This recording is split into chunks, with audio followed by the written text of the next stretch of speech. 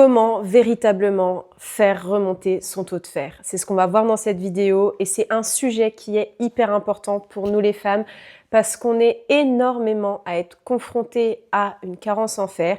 Il y a certaines femmes qui le vivent à l'adolescence, d'autres tout au long de leur vie et qui se complémentent tout au long de leur vie et qui pourtant restent carencées en fer.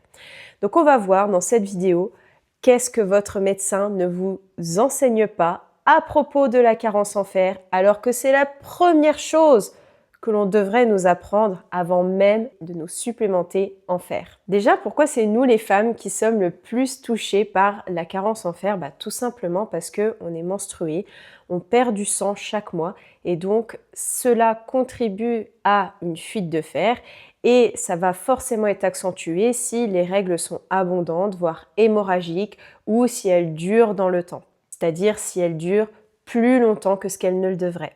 Mais bien sûr, des hommes peuvent également être touchés par la carence en fer. C'est pas qu'une question de menstruation, il y a aussi une grosse question d'hygiène de vie, d'alimentation. Et d'ailleurs, j'ai envie de vous dire, c'est pas forcément les végétariens, les végétaliens qui sont le plus touchés par la carence en fer.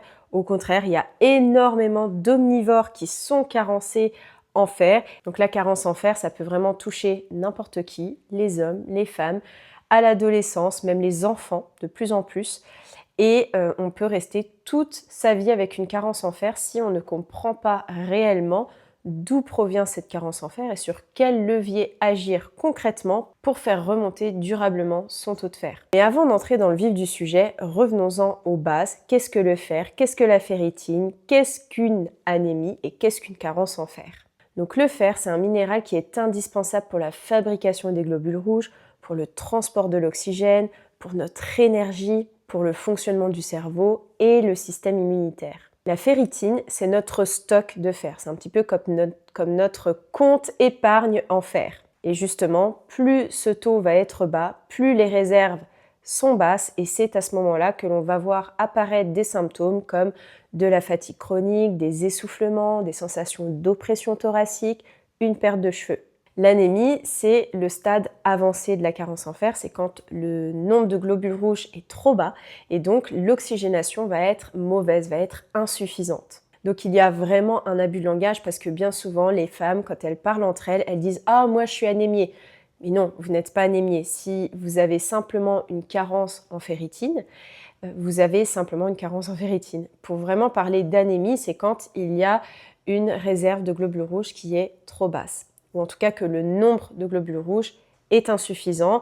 Et je vous dis, bien souvent, c'est corrélé donc avec une mauvaise oxygénation des cellules. Donc ce que la majorité des gens ont en réalité, c'est une carence en ferritine sans anémie. Le nombre de globules rouges est dans la norme, mais les réserves en fer, la ferritine, est trop basse. C'est déjà une carence en soi et elle peut donner énormément de symptômes, comme je vous disais précédemment, de la fatigue, des essoufflements, une sensation d'oppression thoracique, des palpitations, de l'anxiété, une pâleur, un mauvais teint. Ça peut donner énormément de perte de cheveux aussi.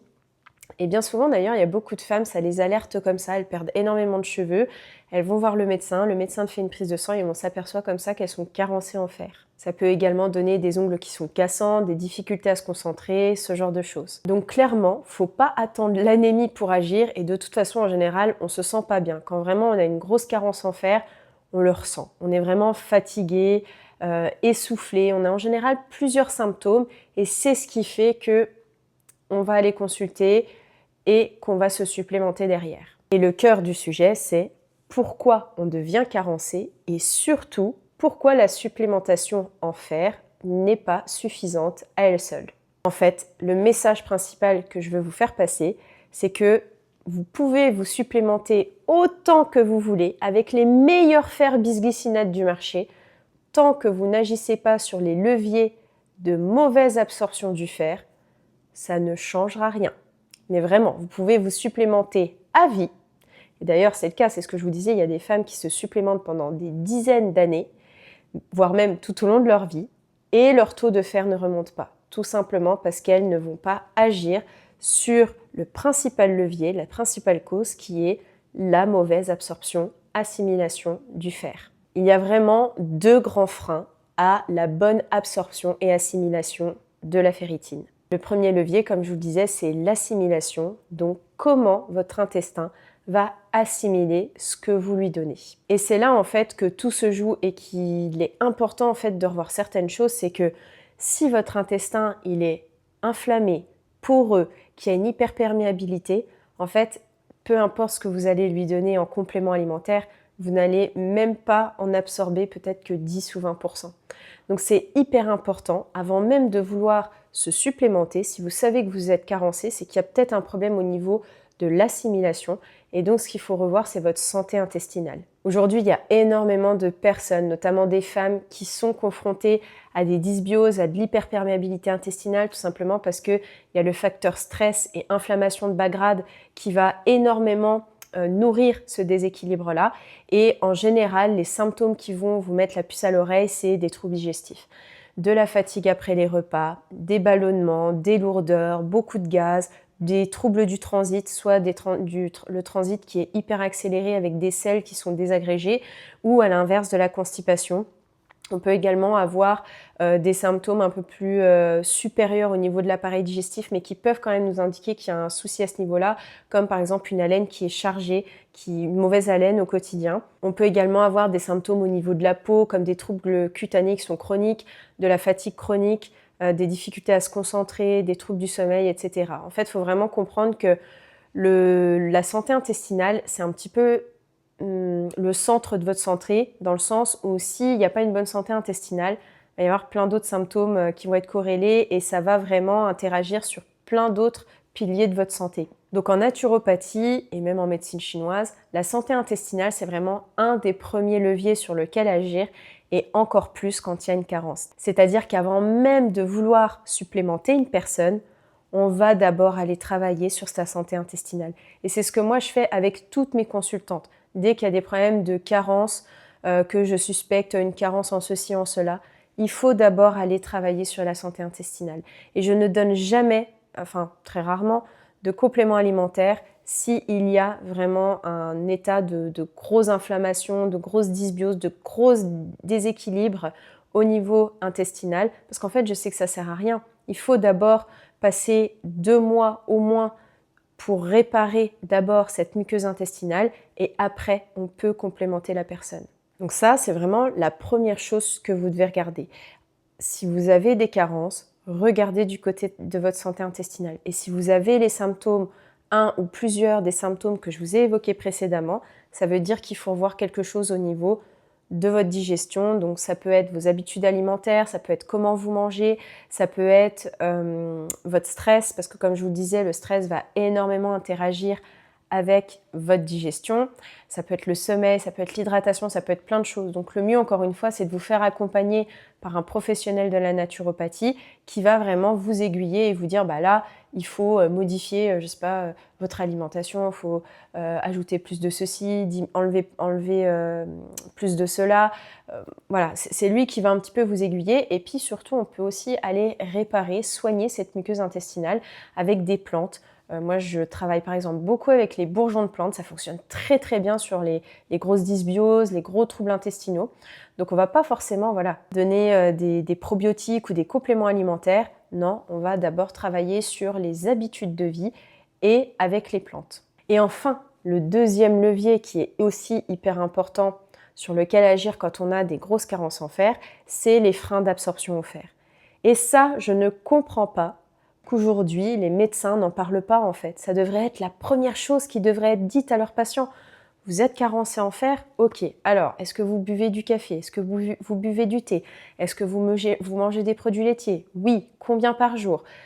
Tout ça, c'est hyper important. Parce qu'en fait, il faut bien comprendre que les freins d'absorption au fer, ça vous diminue, ça entre en compétition avec le fer quand vous le mangez et ça en bloque l'assimilation.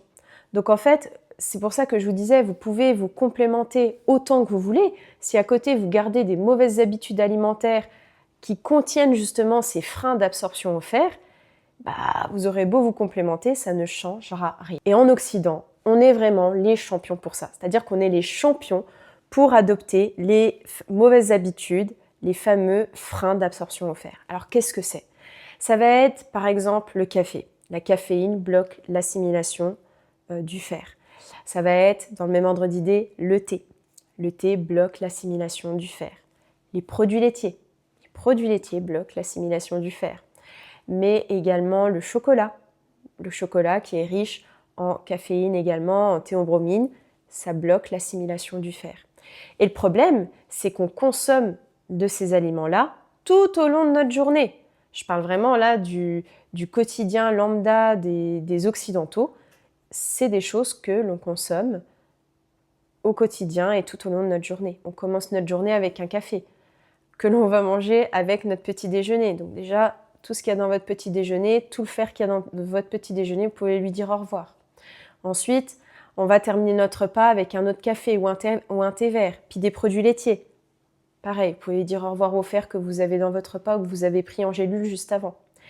Dans l'après-midi, on va reprendre un thé vert avec notre goûter ou on va prendre un yaourt avec des fruits et autre chose. Malheureusement, le yaourt va bloquer l'assimilation du fer. Donc là encore, vous dites au revoir au fer que vous apportez au goûter.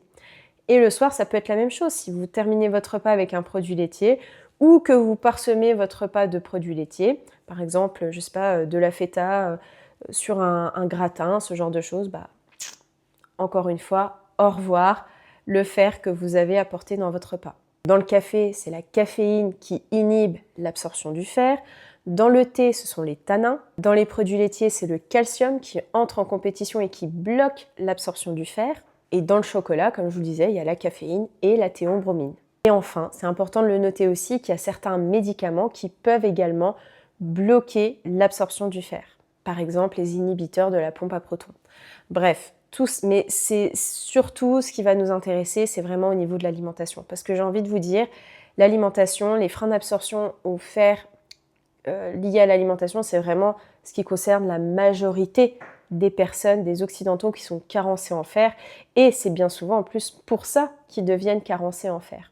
Donc, et même une femme qui aurait par exemple des règles abondantes, etc., ce qui est avant tout hyper important d'aller revoir avant d'aller mettre la carence en fer sur le dos des règles hémorragiques ou des règles abondantes, c'est son alimentation, c'est est-ce qu'elle adopte au quotidien des freins d'absorption au fer. Donc j'espère que vous comprenez bien là qu'en fait, avec ces mauvaises habitudes, vous aurez beau vous supplémenter avec le meilleur fer du monde, le meilleur fer que vous pouvez trouver sur le marché, si vous n'agissez pas sur ces principaux freins d'absorption au fer, ça ne changera rien en fait. Et ça, c'est hyper important à comprendre parce que à l'heure d'aujourd'hui, il y a énormément de femmes qui se supplémentent, mais qui continuent à avoir ces mauvaises habitudes de vie. Et donc la ferritine ne remonte jamais. Donc maintenant, comment optimiser l'assimilation du fer ?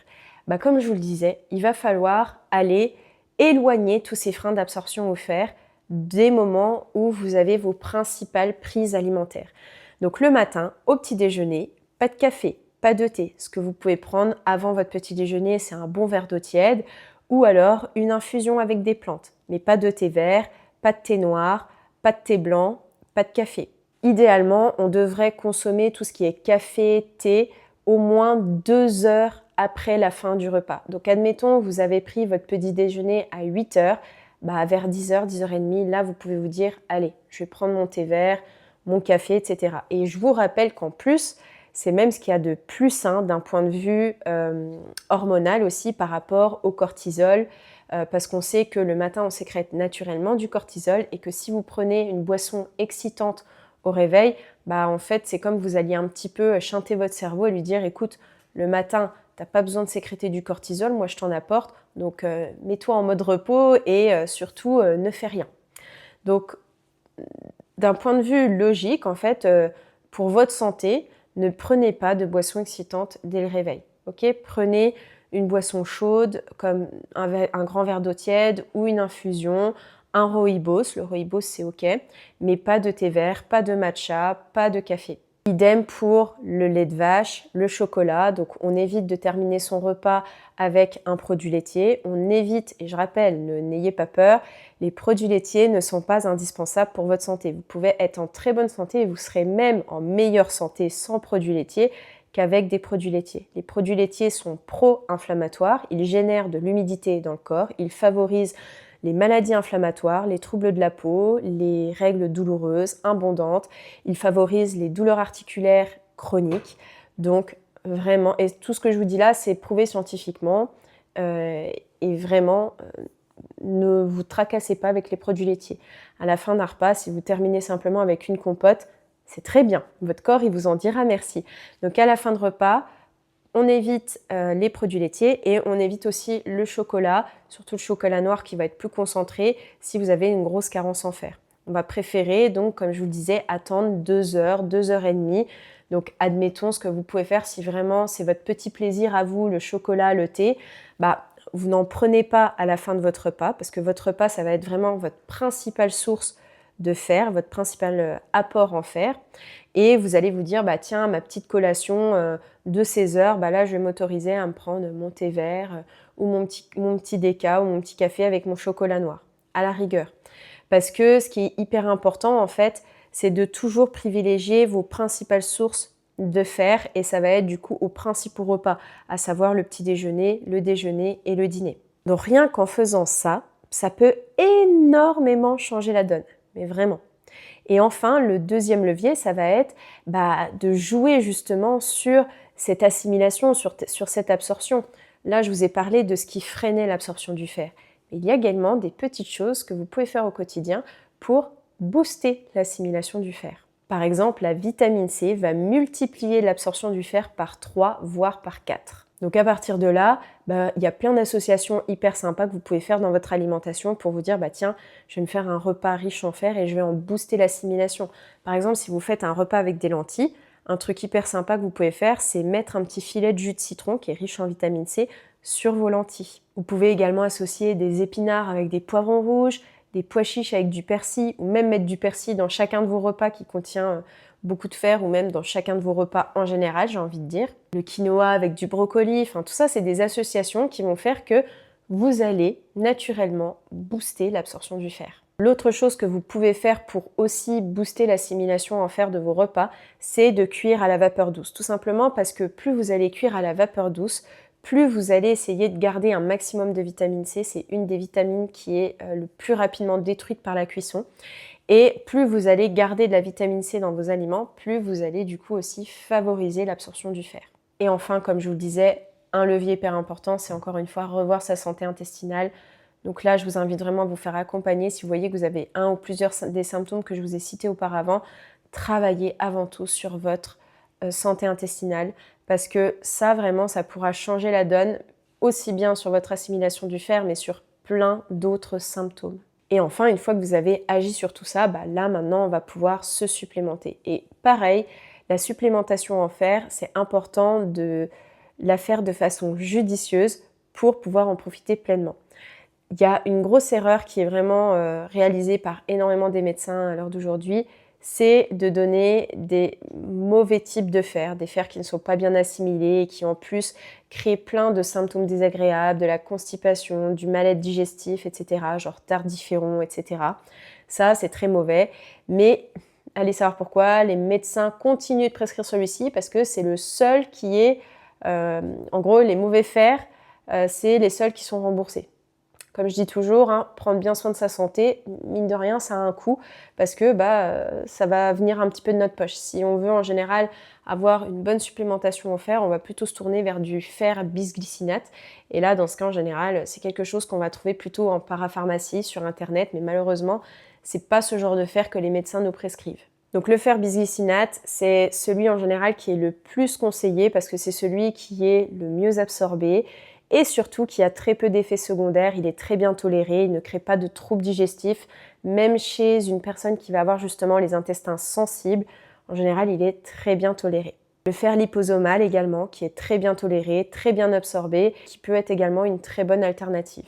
Mais donc ce qu'il faut surtout éviter, c'est le sulfate ferreux, qui lui va être hyper inflammatoire et là, quand on a justement les intestins sensibles déjà inflammés, c'est une catastrophe. Il est irritant, il constipe, il crée des nausées et en plus de ça, il y a une faible absorption. Donc en général, il est inefficace, surtout qu'en plus à côté de ça, on n'agit pas sur les principaux freins d'absorption au fer. Pour véritablement faire remonter son taux de ferritine, il faudrait idéalement trouver un fer bisglycinate qui est aux alentours de 14 à 30 mg par dosage quotidien.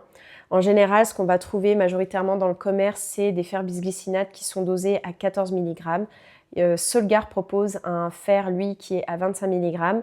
Donc ça, je trouve, pour les personnes qui sont vraiment très très carencées, c'est intéressant. Sinon, on peut prendre du fer bisglycinate d'un autre laboratoire à 14 mg.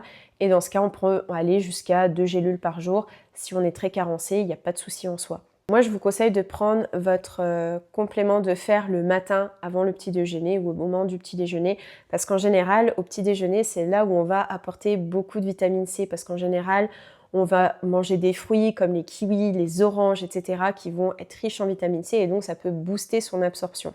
Mais encore une fois, du coup, vous voyez, si par exemple le matin, vous preniez votre supplément de fer avec du café ou du thé, je pense que maintenant, vous avez compris pourquoi ça ne remontait pas et pourquoi ça ne pouvait pas remonter. Donc, c'est hyper important de prendre son fer avec quelque chose qui va être riche en vitamine C ou en tout cas, surtout, donc d'éviter tout frein d'absorption au fer au moment où vous le prenez. Et enfin, gardez bien en tête qu'on ne remonte pas son taux de fer en 3 semaines. Ça peut prendre vraiment plusieurs mois, surtout si le taux est très très bas. Donc, prenez votre temps. Changez vos habitudes alimentaires sur le long terme. C'est vraiment ça qui fera que vous allez réussir à remonter votre taux de ferritine et surtout que vous allez réussir à le maintenir dans des bonnes normes sur le long terme. Voilà, j'espère sincèrement qu'au travers de cette vidéo, j'aurai pu répondre à vos principales questions sur le sujet et surtout que ça va vous donner des pistes pour réussir à remonter et à maintenir votre taux de ferritine dans les normes. En tout cas, ça a été un plaisir pour moi de passer ce temps-là avec vous. Pensez à me soutenir, à liker, à vous abonner parce que moi, ça me motive à créer du contenu et n'hésitez pas à me rejoindre sur mon compte Insta, Mélanie Bielfi, c'est là où je partage le plus de contenu au quotidien, en story, etc. Je vous fais de gros bisous et je vous dis à tout bientôt. Ciao, ciao!